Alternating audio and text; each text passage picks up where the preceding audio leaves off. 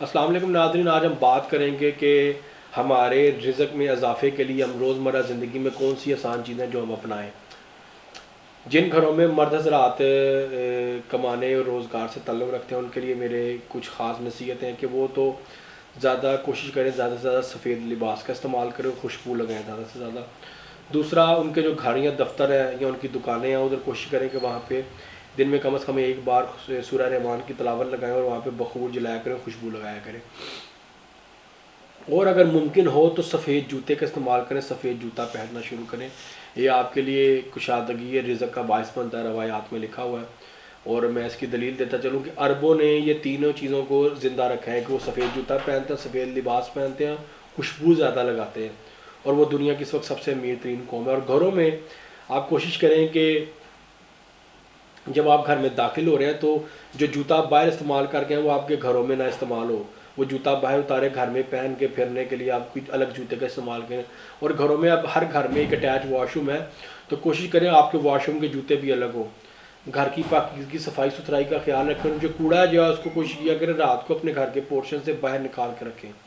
اور اس کے علاوہ گھر میں بھی آپ کم از کم دن میں ایک بار جو ہے بلند آواز سے سورہ رحمان کی تلاوت لگائیں۔ اور جن لوگوں کو بہت زیادہ تنگ دستی ہے، بہت زیادہ فائنینشیل کرائسس کا شکار ہے، ان سے میری گزارش ہے کہ وہ صدقہ خیرات دینا شروع کریں، صدقہ دینا شروع کریں، اللہ سے تجارت شروع کریں۔ اگر کوئی اس کنڈیشن میں بھی نہیں ہے کہ وہ دن کا 5 یا 10 روپے صدقہ دے سکے تو میری آپ سے گزارش ہے دن میں کم از کم 1111 مرتبہ 1100 مرتبہ استغفر اللہ پڑھیں۔ اگر سجدے میں سر رکھ کے پڑھ سکتے ہیں تو بہت خوبصورت ہے، اگر بیٹھ کے پڑھ سکتے ہیں تو بیٹھ کے پڑھیں، کم از کم دن میں 1111 مرتبہ۔ اور اسی تعداد میں 1111 مرتبہ شکر الحمدللہ، یا اللہ تیرا شکر ہے، یہ بھی پڑھیں۔ یہ دونوں ذکر آپ نے خشوع و خضوع اور عاجزی کے ساتھ کرنے ہیں کہ آپ ان چیزوں پہ دل سے قائم بھی ہیں، راضی بھی ہیں، صرف جس زبان سے نہیں پڑھنے، آپ نے دل سے ان چیزوں کو تسلیم بھی کرنا کہ ہاں اللہ تو نے مجھے جس حال پہ رکھا ہے میں اس پہ راضی ہوں، مجھ سے بدتر حالت میں بھی بہت سے لوگ ہیں۔